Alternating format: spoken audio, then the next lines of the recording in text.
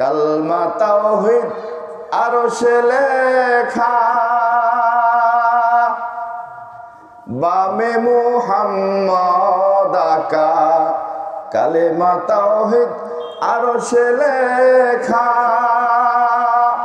বামে মুহাম্মদ আকা। লা ইলাহা ইল্লাল্লাহ মুহাম্মাদুর রাসূলুল্লাহ। আল্লাহর সাথে আল্লাহর বন্ধুর নাম। জান্নাতের প্রত্যেকটা গেটে, জানালায়, দরজায়, সব জায়গায় আল্লাহর সাথে আল্লাহর বন্ধুর নাম আছে। সুবহান। সেই বন্ধুর জমানায় আপনাকে আমাকে পাঠাইছে। সেই বন্ধু বলছে যে ইন্নাল জান্নাতা হুররিমাত আলাল উমামি হাত্তা আদখুলাহা উম্মতি। কিয়ামতের ময়দানে আমি সর্বপ্রথম আমার উম্মতদেরকে নিয়ে জান্নাতের দিকে রওনা দিব। সুবহান। হুররিমাত শব্দ ব্যবহার করা হয়েছে, নিষিদ্ধ ঘোষণা করা হবে, 44 ধারা জারি হবে, কেউ ওদিকে যাবেন না। আগে আল্লাহ রসুল সাল্লাল্লাহু আলাইহি ওয়াসাল্লাম ওনার দল নিয়ে জান্নাতে যাইবে। তো কে কে রসুলের সাথে জান্নাতে যাওয়ার জন্য প্রস্তুত আছেন? আল্লাহু আকবার। ভালো করে হাত উঁচা করুন, ফেরেশতারা ক্যামেরাতে ছবি উঠবে। আলহামদুলিল্লাহ। আল্লাহ তুমি দেখো এই বান্দাগুলো তোমার বন্ধুর সাথে জান্নাতে যাইতে চায়। সবাই বলি আমিন। আলহামদুলিল্লাহ। আল্লাহ কোরআন শরীফের মধ্যে বলছে, আমি বাংলা ওয়াজ করবো, কারণ আরবিতে ওয়াজ করলে আপনারা বুঝবেন না। আল্লাহ বলছে জান এবং মাল, খাস বাংলা বলতেছি, জান এবং মাল দুটার বিনিময়ে আমি আল্লাহ তাআলা জান্নাত বিক্রি করে দিছি। শীতের দিন হয়েছে ভাই, ওযু করতে কষ্ট হয়, তাই বলে কি নামাজ ছেড়ে দেওয়া যাইব? বলেন না, না ছেড়ে দেওয়া যাবে না। এই জানটাকে আল্লাহর রাস্তায় ব্যবহার করতে হবে। এই যে আপনি এখানে কষ্ট করে আসছেন, আরামসে বাড়িতে লেপের নিচে শুয়ে থাকতে পারতেন, জান খাটায় আপনি এইখানে আসছেন। ও বন্ধু, এখানে ওয়াজ মাহফিলের ব্যবস্থা করেছেন, খাওয়ার ব্যবস্থা করেছেন, আলেম ওলামাদেরকে আপনি দাওয়াত করেছেন, আপনার টাকা গেছে, পয়সা গেছে, কষ্ট যাচ্ছে, ঠিক কিনা বলেন? আল্লাহ বলে বান্দা, জান দিয়েছো, মাল দিয়েছো, বিনিময়ে আমি আল্লাহ জান্নাত তোমাকে দিয়ে দেব। জান দিলেন আপনি, আপনার বাড়ির মসজিদ আছে, মসজিদ করা হইতেছে, টাকা চাইছে, আপনি টাকা দিলেন না, হবে না, দিতে হবে, ঠিক কিনা বলেন? মাদ্রাসা হইতেছে, আপনার দিতে হবে। আল্লাহ রাব্বুল আলামিন আপনাকে জান দিছে, মাল দিছে। কোরআনের সর্বপ্রথম পৃষ্ঠার মধ্যে আল্লাহ বলেন, আল্লাহ রাব্বুল আলামিন বলেন, ওয়া মিম্মা রাযাকনাহুম ইউনফিকুন। আমার দেওয়া জীবিকা থেকে, আমার দেওয়া রিজিক থেকে, আমার দেওয়া টাকা থেকে, আমার দেওয়া জমি থেকে, আমার দেওয়া সম্পদ থেকে আমি তোমাকে দিছি। তোমার সুন্দর স্ত্রী, এটা সম্পদ কিনা? সম্পদ কিনা? সবার কপালে সুন্দরী বিবি পায় না।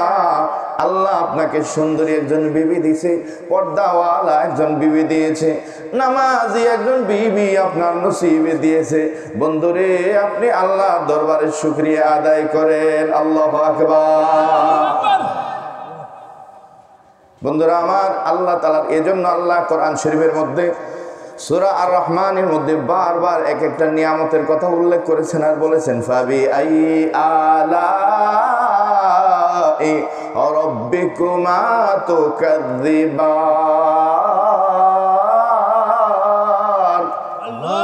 আল্লাহ চোখ দিয়েছে নিয়ামত কিনা? কান দিয়েছে নিয়ামত কিনা? বন্ধুরা আমার, কানের সূক্ষ্ম যে পর্দা আছে, যদি একটু ফাইটা যায়, বেজাল বাইজা যায়, কোটি টাকা দিলেও কান আর ঠিক করা যায় না, ঠিক কিনা বলেন? চোখ দিয়েছে, আপনি শত কোটি টাকা দিবেন, চোখ লাগায় দিব, কিন্তু আপনি দেখতে পাইবেন না। যখন হারা হয় তখন মানুষ বুঝে ব্যথাটা। তো বন্ধুরা আমার, এজন্য সব নিয়ামতের আল্লাহ তাআলার শুকরিয়া আদায় করতে হবে। আমরা যেই নবীদের উম্মত, সেই নবী হয়েছে আল্লাহ পাকের দোস্ত। সুবহানাল্লাহ। আর এমন একটা টাইমে আসছি, আমি হাদিস শরীফের মধ্যে পড়ছি, তাফসীরে আছে যে রূহ জগতের মধ্যে সব নবীরা, সব উম্মতরা, সব লোক একখানে ছিল। ওই জায়গার মধ্যে যেই লোকগুলো যেই নবীজির দিকে তাকাইয়া ছিল, ওইখানে ওই নবীর উম্মত করে আল্লাহ দুনিয়া জমিনে পাঠাইছে। আমি মনে মনে কল্পনা করি, আমরা 1400 বছর পরে দুনিয়াতে আসছি, ঠিক কিনা বলেন? আমার নবী কত শত বছর আগে দুনিয়ার জমিন থেকে চলে গেছে। আমি কল্পনা করলাম, কত দূর থেকে জানি আমরা আমার নবীজিকে দেখেছিলাম। আমাদের ভাগ্য কত ভালো, আলহামদুলিল্লাহ। বন্ধুরা আমার নবীজি কয় মান তামাসসাকা বিসুন্নতি ইনদা ফাসাদি উম্মতি ফালাহু আজরু মিআতি শাহীদ। নবীজি কয় এমন একটা জমানা আসবে, ফিতনা হবে আমার সুন্নাত আদায় করা। আমার আগে হযরত বয়ান করে গেছে কি যে আল্লাহর কোরআন এবং সুন্নাহ যদি এই দুইটা মানুষ যদি ধরে রাখে লান তাদিল্লু মা তামাসসাকতুম বিহিমা, কখনো পথভ্রষ্ট হবে না। কোরআন এবং সুন্নাহ, কোরআন এবং সুন্নাহ। কোরআন যার কাছে আপনি সেখানে যাবেন, ঠিক কিনা বলেন? কোরআন যার কাছে আছে, কোরআন মতো যে ব্যক্তি চলে আপনি তার কাছে যাবেন। কোরআন হাদিস অনুযায়ী কোনো মানুষ চলে না। লক্ষ লক্ষ মানুষ সেখানে ধর্ম শিখতে যায়, আপনি কোনোদিনও যাবেন না। যেখানে কোরআন নাই সেখানে মুসলমান যেতে পারে না, ঠিক কিনা বলে? কোরআন যেই জায়গার মধ্যে আছে আপনি সেই জায়গায় যাবেন। বন্ধু রে, এই কোরআন কবরে আপনাকে হেফাজত করবে। এই কোরআন কিয়ামতের ময়দানে আল্লাহর কাছে বলবে, আল্লাহ তোমার কোরআনকে সে তেলাওয়াত করেছিল। আল্লাহ রাব্বুল আলামিন জানাই দিয়েছে, বন্ধু হয়ে আপনি বলে দেন। আল্লাহ নবীজি বলেন একটা যুবক, সুঠাম দেহের একটা যুবক হবে, এই কোরআন আপনার সাথে সাথে থাকবে। হাসরের মাঠে আল্লাহর সাথে মুখ করবে, কথা বলবে, আল্লাহ তোমার কোরআন আমাকে সে তেলাওয়াত করেছিল, অনুমতি যদি আপনি দেন তাকে আমি জান্নাত পর্যন্ত পৌঁছায় দিতে চাই। আল্লাহ কোরআনের কথা শুনবে, কোরআন আপনাকে বহন করিয়া জান্নাত পর্যন্ত পৌঁছে দিয়ে চলে আসবে না। কোরআনের মজমা একটা অনুষ্ঠান হবে জান্নাতের মধ্যে। আজকে দুনিয়াতে আমরাই আছি, কিয়ামতের ময়দান শেষ হওয়ার পরে জান্নাত যখন কায়েম হবে, বন্ধুরে জান্নাতের মধ্যে একটা মজমা হবে, অনুষ্ঠান, কোরআনের অনুষ্ঠান। সেই অনুষ্ঠানে প্রধান বক্তা হবে স্বয়ং মহান মাবুদ আল্লাহ। আল্লাহু আকবার। সেই জায়গার মধ্যে বক্তা থাকবে আমার আপনার নবী মুহাম্মদুর রাসূলুল্লাহ। সেখানে বক্তা থাকবে আল্লাহর নবী দাউদ আলাইহি ওয়াসাল্লাম। সেখানে স্টেজের মধ্যে আলেম ওলামা কিরাম সম্মানিত বসা, ওখানে সম্মানিত নবী রাসূলরা সেই জায়গার মধ্যে বসবে। সেখানে স্বয়ং আল্লাহ রাব্বুল আলামিন থাকবে, আল্লাহ হুকুম দিবে, বলো দাউদ কিছু বলো, তুমি কোরআন তেলাওয়াত করো। দাউদ নবী কোরআন তেলাওয়াত শুরু করবে, আল্লাহ বলবেন ঠিক আছে থেমে যাও। বন্ধুরে প্রশ্ন আসে, লক্ষ লক্ষ নবী দুনিয়ায় আছে, দাউদ নবীজিকে কেন বললেন কোরআন তেলাওয়াত করার জন্য? মানুষ কণ্ঠের পাগল, কণ্ঠ সুন্দর পাইলে মানুষ শুনতেই থাকে, ঠিক কিনা বলে? দাউদ নবীকে আল্লাহ পৃথিবীর সবচেয়ে সুন্দর কণ্ঠ দিছিল। কেমন সুন্দর শোনেন, তাফসীরের মধ্যে আছে দাউদ নবী যদি জঙ্গলের পাশে দাঁড়াইয়া তেলাওয়াত করা শুরু করত, এত মহান কণ্ঠ আল্লাহ দিয়েছিল। সেই কণ্ঠের কারণে দাউদ আলাইহিস সালামের কণ্ঠ শুনিয়া জঙ্গলের বাঘ ভাল্লুক জড়ো হইয়া যাইত। কেমন কণ্ঠ রে ভাই! শুধু তাই না, তাফসীর খুলে দেখেন, দাউদ নবী যদি নদীর পাড়ে যাইয়া তেলাওয়াত শুরু করতেন, নদীর সমস্ত মাছগুলো জড়ো হইয়া যাইত না তেলাওয়াত শোনার জন্য। আমি মনে মনে চিন্তা করি কেমন কণ্ঠ ছিল সেইটা, এটা আমরা শুনতে পাই নাই। আল্লাহ বলবেন দুনিয়ার মানবেরা তো শুনতে পাই নাই, আজকে দাউদ তেলাওয়াত করুক, তার কণ্ঠটা সবাই শুনবে। আল্লাহু আকবার। কিছুক্ষণ তেলাওয়াত করার পরে আল্লাহ বলবে থামো দাউদ, আর তেলাওয়াত করতে হবে না, তেলাওয়াত করেন বন্ধু আপনি নবী মুহাম্মদুর রাসূলুল্লাহ সাল্লাল্লাহু আলাইহি ওয়াসাল্লাম। বন্ধু কোরআনের জন্য দাউদ রক্ত দেয় নাই, রক্ত তো আপনি দিয়েছেন। ও নবীজি বন্ধু হে, আপনি কোরআন তেলাওয়াত করেন, কোরআনের জন্য আপনি দাঁত ভেঙেছিলেন, ঠিক কিনা বলে? ওদের ময়দানে রাসূলের দাঁত ভাঙছিল কোরআন প্রতিষ্ঠা করার জন্য। কোরআন প্রতিষ্ঠা করার জন্য আমার নবীজি মক্কা থেকে মদিনায় দেশ ছাইরা চলে গেছিল, ঠিক কিনা? কোরআনের জন্য আমার আপনার নবীজি জীবনে যেই পরিমাণ কষ্ট করেছে, গোটা সমস্ত নবীরা মিলা এত কষ্ট করে নাই। বন্ধুরা আমার, এই কোরআনে আল্লাহ তাআলা নামাজের বিধান দিছে কি দিছে না? বন্ধুরা আমার, নামাজ পড়তে গেছে নবী আমার, কাফেরের বাচ্চারা ওটের নারী ভুঁড়ি আনিয়া নবীজির উপরে যখন সেজদায় গেছে, বিশাল ওটের নারী ভুঁড়ি আইনা নবীজির উপর চাপা দিয়ে রাখছে। কত খারাপ ছিল চিন্তা করেন। তারপরে আমার নবীজি হাল ছাড়ে নাই, আল্লাহর জমিনের মধ্যে কোরআনকে প্রতিষ্ঠা করে গেছে। আল্লাহু আকবার।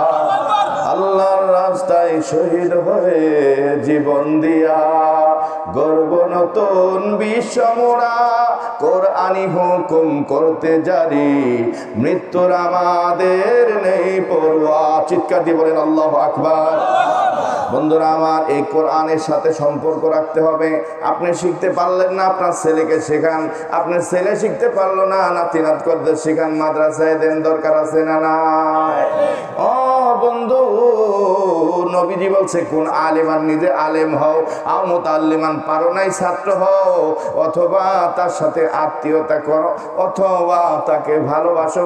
লা খামিসান, পঞ্চম নাম্বার হয়েও না, কোরআন থেকে দূরে যায়ও না, তাইলে ফাতহলিকো, তুমি ধ্বংস হয়ে যাইবা। বন্ধুরা আমার, এজন্য কোরআনের সাথে সম্পর্কের কারণে আপনি আমি মিলিয়া মসজিদের ইমাম সাহেবের পেছনে নামাজ পড়তে যাই, ঠিক কিনা বলে? আজকে ইমামের কথা শুনবা না, তুমি যখন মারা যাইবা দোস্ত, ওয়াজে আসলা না, ইমামের কথা শুনলা না, আলেমের কথা শুনলা না, তুমি যখন মারা যাইবা দোস্ত, তুমি ওসিয়ত কইরা যাইও মসজিদের ইমাম আইসো না আমারে জানাজা দিতে, তোমার বাড়ির লোকজনদেরকে তুমি ওসিয়ত কইরা যাইও। কথা ঠিক কিনা বলেন? এখন ভাল লাগে না, তখন ঠিকই ভাল লাগবো। দোস্ত, তুমি সুন্নতি লেবাস পরো না, মাথায় টুপি দাও না, তুমি মাথায় টুপি দাও না, জুব্বা পরো না, ধর্মীয় পথে চলো না, ও দোস্ত ঠিকই মারা যাওয়ার সময় মাথা থেকে পা পর্যন্ত সাদা কাফনের কাপড় পরাইয়া তোমারে বিদায় দিবে। দুষ্ট নামাজ ভালো লাগে নাই, জীবনের শেষ নামাজ জানাজা পড়াইয়া বিদায় দিবে। এজন্য বন্ধুরা আমার শায়েখ বলছে, মরার আগে মরো, মরার আগে এই যে আল্লাহ আল্লাহরা মানুষ যায়, তাবলীগে যায় মানুষ, পীর সাহেবের দরবারে যায়, মাদ্রাসায় যায়, হুজুরদের কাছে যায়, ওয়াজ নসিহতে যায়। কেন যায় মানুষ? আল্লাহ আল্লাহ রসুল সম্পর্কে জানার জন্য। বন্ধুরা আমার, আমরা বাঙালি মানুষ কিছুই জানি না, কালমাটা কিভাবে কইতে হয় এটাও সঠিকভাবে জানি না, ঠিক কিনা বলেন? এজন্য আল্লাহ আল্লাহদের কাছে গেলে আল্লাহ আল্লাহরা ছোট ছোট কিছু আমল দিয়ে দেয়, আল্লাহ পাকের নাম শিখাইয়া দেয়। রহমান বলে যে এটা যায় বল বিসমিল্লাহির রহমানির রহিম আমল করবা, আল্লাহ ইসমে জাত আমল করবা, লা ইলাহা ইল্লাল্লাহ এটা আমল করবা, সুবহানাল্লাহ 100 বার আমল করবা, আলহামদুলিল্লাহ 100 বার আমল করবা, 3 তাসবিহ পড়বা। এই সকল আমলগুলো আল্লাহ পাকের নাম যখন তারা এই আমলগুলো দেয় এবং দোয়া করে দেয়, এই মানুষটা আল্লাহ পাকের নাম জপতে জপতে আস্তে আস্তে তার মন এবং দেহ তরিটা আল্লাহর দিকে যেতে থাকে। আল্লাহু আকবার। ডাকতে ডাকতে মানুষের সাথে মহব্বত হয়, ঠিক কিনা বলেন? আল্লাহকে মানুষ যখন ডাকে, ইনডাইরেক্টলি একটা তার সাথে একটা মহব্বত সৃষ্টি হয়ে যায়। আল্লাহ বলে, বান্দা তুমি যে আমারে ডাকো, তুমি যখন ডাকো, আনা জালিসুন মান যাকারানি, যে আমারে ডাকে আমি তার সামনে এসে বসে যাই, কিন্তু আমরা দেখি না। বন্ধুরা আমার, আল্লাহকে না ডাকা কেউ আল্লাহওয়ালা হইতে পারে না, পারছে কেউ? এজন্য দুষ্ট যত আপনি ওয়াজ শুনেন না কেন, কিছু আমল আপনার জীবনে করা লাগবে, ঠিক কিনা বলেন? আজকে আমি একদিন আসলাম, চলে যাব কিছুক্ষণ পরে। আপনার এলাকার সম্মানিত আলেম ওলামায়ে কেরাম আছে, মসজিদের ইমাম সাহেব হুজুর আছে, এলাকার অনেক আলেম ওলামা আছে, মাদ্রাসার হুজুররা আছে, যান একটু তাদের কাছে যায় বলেন, হুজুর গো, আমার বাবা ছিল মুসলমান, আমিও মুসলমান, বাবা আল্লাহু আকবার পরে হাত বাঁধতো, আমিও হাত বাঁধি, কিন্তু কেমনে আসলে নামাজটা পড়তে হয় আমি কোনোদিন শিখি নাই, না শিখাই বাবা আল্লাহু আকবার আমি আল্লাহু আকবার, ওদিকে যায়েন না। নামাজটা শিখা দরকার আছে না নাই? নামাজ এমন এক ইবাদত, যে ইবাদতের মাধ্যমে স্বয়ং আল্লাহ পর্যন্ত বান্দা পৌঁছে যেতে পারে। আলাদা কোনো ইবাদত আছে না।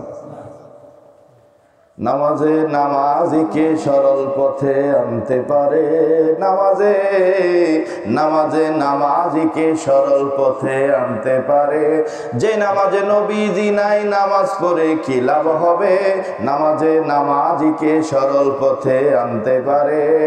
নামাজে নবীজি নাই মানে অর্থ হইছে, একজন আল্লাহ নবীজি বলছে, সল্লু কামা রাআইতুমুনি উসাল্লি, ওইভাবে নামাজ পড়ো যেইভাবে আমি নবীজি নামাজ পড়ছি। ও দোস্ত, আমার নবীজি শার্ট গায়ে দিয়ে নামাজ পড়ে নাই, এমন এক দল এখন বাইর হয়েছে, লা মাযহাবি, এখন মাথায় টুপি লাগে না নামাজ পড়তে। দোস্ত, দুনিয়ার জমিনে তুমি অফিসে গেলা, চাকরি করতে গেলা, কোনোদিন পুলিশ কি পুলিশের ড্রেস ছাড়া থানায় গেছিনি বলেন? ও দোস্ত, মসজিদের ইমাম সাহেব হুজুর কি কোনোদিন গেঞ্জি পরে ইমামতিতে খাড়াইছে? জামানা পরে খাড়ায় না, কারণ কি সব কিছুর একটা ড্রেস আছে। আমার শেখ আল্লাহর কুতুব বলেছে, তুমি যে আল্লাহর সামনে দাঁড়াইবা নামাজের মধ্যে, ওইটার কোনো ড্রেস আছে না নাই? ওই নামাজের মধ্যে কোন জায়গায় কোন খেয়াল করবা, ধ্যান করবা, ওইটা হুজুরদের কাছে তোমার শিখে নিতে হবে, জানতে হবে, ঠিক কিনা বলেন? আমরা এমন মুসলমান অনেকে আছি নামাজের নিয়তটাও জানি না, নামাজ কয় ওয়াক্ত কয় রাকাত কিভাবে সেটাও জানি না, নামাজের মধ্যে সহি শুদ্ধ কোরআন তেলাওয়াত জানি না। আপনি অশুদ্ধ তেলাওয়াত করলেন, নবীজি কি অশুদ্ধ তেলাওয়াত করতেনি বলেন? বন্ধুরা আমার, এজন্য আপনি যে ওযু করেন, ওযুটাই তো জানেন না। কোরআনে আল্লাহ বলছে, ফাগসিলু উজুহাকুম ওয়া আইদিয়াকুম ইলাল মারাফিকি ওয়ামসাহু বিরুসিকুম ওয়া আরজুলাকুম ইলাল কাবাইনি। আপনি তো জানেন না, হুজুর 15 বছর পড়াশোনা কইরা মাওলানা হয়েছে, মুফতি হয়েছে, মুহাদ্দিস হয়েছে। আপনি তার কাছে যায় শিখেন, তারে যাইয়া প্রয়োজনে আপনি কিছু হাদিয়া নিয়ে যান। আলেমদের কাছে হাদিয়া ছাড়া যাওয়া এটা সুন্নতের খেলাফ। ও দোস্ত, জগৎ উল্টা যায়।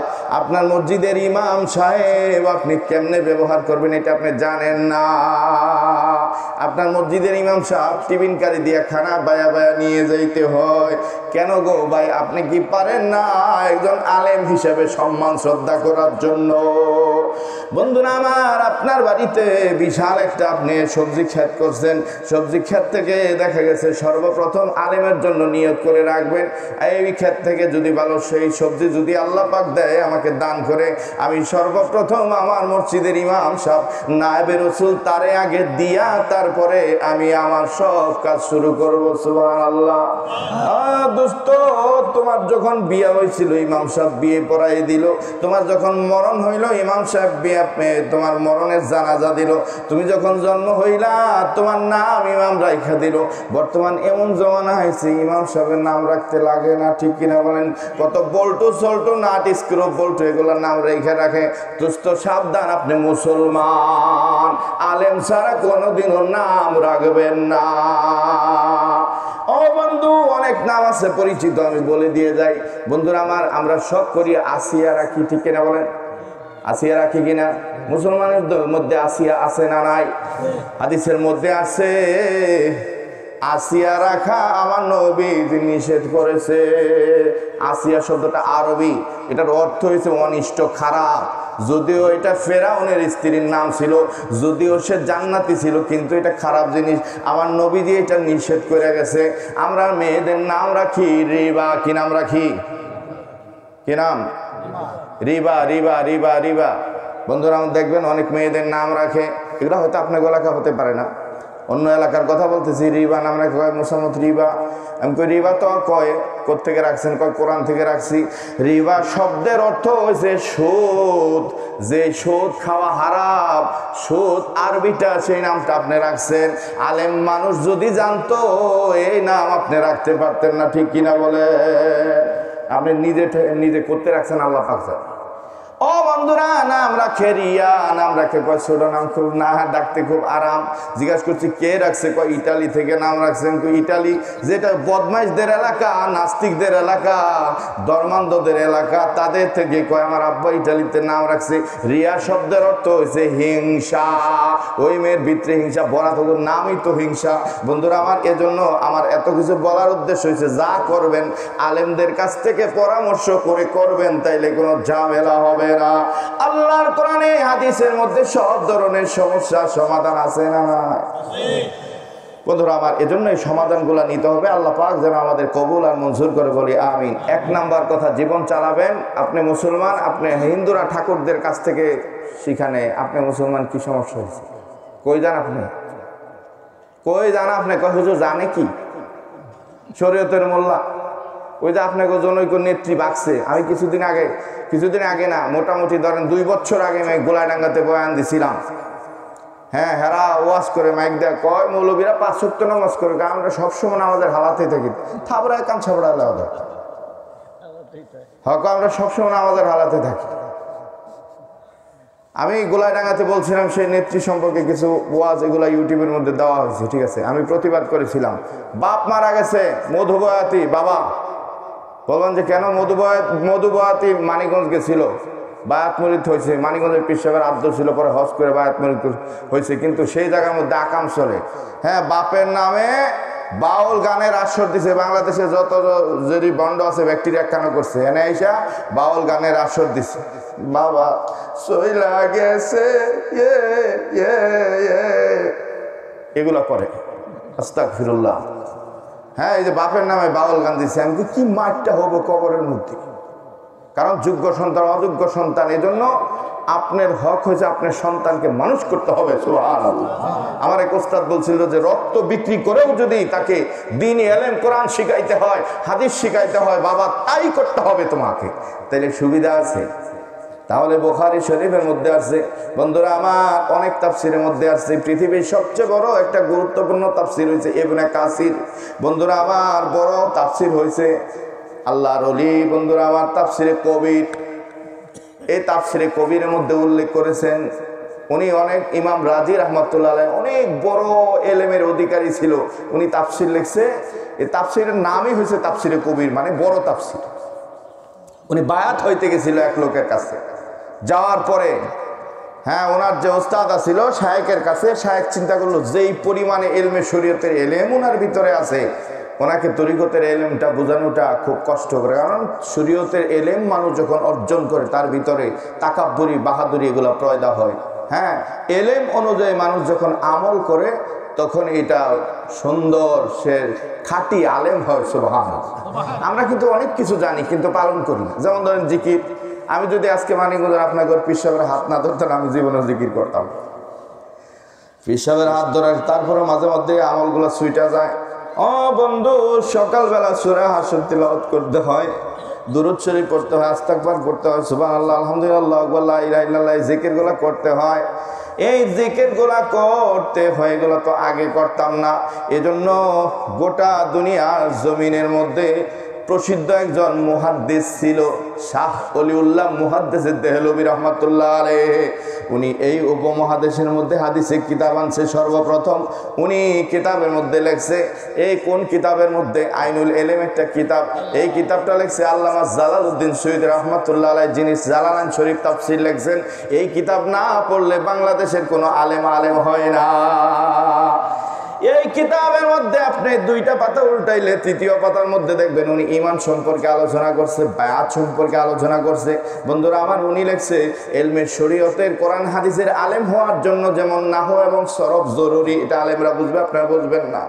ইলমে কোরআন এবং হাদিস বোঝার জন্য, কোরআন এবং হাদিস বোঝার জন্য, জানার জন্য, বোঝার জন্য, জানার জন্য যেমনি ভাবে নাহু সরফ জরুরি, তেমনি ভাবে কোরআন হাদিসের আমলগুলো, আহকামগুলো মান্য করা, নিজের জীবনে আমল করা তার চেয়ে বেশি জরুরি। আল্লাহু আকবার। তারা তাদের জীবনে হাদিস কোরআন যাই না আমল কইরা তাদের জীবনে তারা আল্লাহর দরবারে সম্মানিত হয়েছে। অনেক জান ছিল, অনেক মান ছিল, এজন্য তাদের জীবনটা সুন্দর জীবন হয়েছে। বন্ধুরা আমার, আমরা যে এত দূর থেকে বাইঙ্গাছড়া পীরের দরবারে আমরা যাই, এত লক্ষ লক্ষ মানুষ মানিকগঞ্জ দরবারে আসে। বন্ধুরা আমার, কত কত জায়গা থেকে আসছে। এখন থেকে আরো 2 সপ্তাহ আগে ইন্ডিয়া থেকে লোক অলরেডি মাহফিলে চলে আসছে। এই যে লোকগুলো আসে, কেন আসে ভাই? আপনাকে পিসাব আমল করে, আপনাকে পিসাব আমল করে মানে এজন্য তার কথা মানুষের মধ্যে তাসির হয়। আল্লাহু আকবার। এজন্য জানতে হবে এবং মানতে হবে। ইমাম রাজি রহমাতুল্লাহ আলাইহি উনি ওনার কিতাব তাফসীরের মধ্যে উল্লেখ করেছেন, আল্লাহর নবী মুসা আলাইহিস সালাম হাইটা হাইটা যায়, একদিকে রওনা দিয়েছে, তাকায় দেখে কবরের মধ্যে আযাব হইতেছে। খেয়াল করবেন, কবরে আযাব হচ্ছে। তখন আল্লাহর নবী মুসা আলাইহিস সালাম দেখা খুব ব্যথা পাইলো, আমি এই জমানার নবী, আমি থাকতে কবরে আযাব হয় এটা হতে পারে না। রওনা দিয়েছে উনি ওনার কাজে, গুরুত্বপূর্ণ কাজে। কাজ শেষ করি আবার ফেরার পথে তাকায় দেখে কবরের মধ্যে আর আযাব নাই। আল্লাহু আকবার। আযাব শেষ হয়ে গেছে। এইবার আল্লাহর নবী মুসা আলাইহিস সালাম কবরের পাশে আসছে, আয়েশা কবরওয়ালাকে সালাম দিছে, ওই কবরের ব্যক্তিকে সালাম দিয়ে জিজ্ঞাসা করে, যাওয়ার সময় দেখলাম আপনার কবরে আযাব হয়, আসার সময় দেখি কবরে কোনো আযাব নাই, ঘটনাটা কি? ইমাম রাজি রাহমাতুল্লাহ আলাইহি উল্লেখ করেছেন ওনার তাফসিরে কবিরের মধ্যে। বন্ধুরা আমার, উনি বলতেছেন যে মুসা আলাইহিস সালাম যখন জিজ্ঞেস করলেন, লোকটা মুস্কি হাসিয়া দিয়ে কয় আমার কবরে আযাব হচ্ছিল, কিন্তু দুনিয়ার জমিনের মধ্যে যখন আমি ছিলাম আমার বিবির গর্ভে সন্তান ছিল, আমার বিবিরে আমি ওসিয়ত করেছি আমার সন্তান যদি হয় তাহলে তারে হাফেজে কোরআন বানাইবা। আল্লাহু আকবার। বানাইবেন নি? নিয়ত করা যায় না? নিয়ত করেন আল্লাহ দরবারে, বানানোর মালিক আল্লাহ তাআলা। হ্যাঁ, সন্তান হয় নাই বাইরে, নিয়ত করতে হবে আল্লাহর কাছে, বানানোর মালিক হয়েছে আল্লাহ। আপনি আমি ইচ্ছা করলে বানাইতে পারবো না। হ্যাঁ, ইচ্ছা করলে আপনি আমি বানাইতে পারবো না, পারবো? ইচ্ছা করলে বানাইতে হবে। এই জন্য আল্লাহর দরবারে দোয়া করতে হবে, আল্লাহ তুমি আমার সন্তানকে পারলেন না, নাতি নাত করে বানান। হ্যাঁ, সবাই কাজ দিলে দোয়া করবেন। যারা আছে অনেক যুবক ভাইরা আছেন, পাক্কা দোয়া করেন আল্লাহ তাআলার কাছে, নিয়ত করেন যে আমার সন্তানকে আমি হাফেজে কোরআন বানাবো। আলহামদুলিল্লাহ।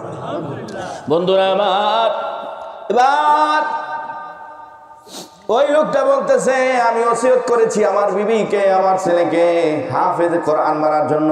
মহিলা বাবুনরা মনোযোগ দিয়ে শুনিয়েন, স্বামীর কথা উনি মনে মনে রাখছে, কিন্তু মহিলা তো জানতো না স্বামী আমার দুনিয়ায় থাকবে না।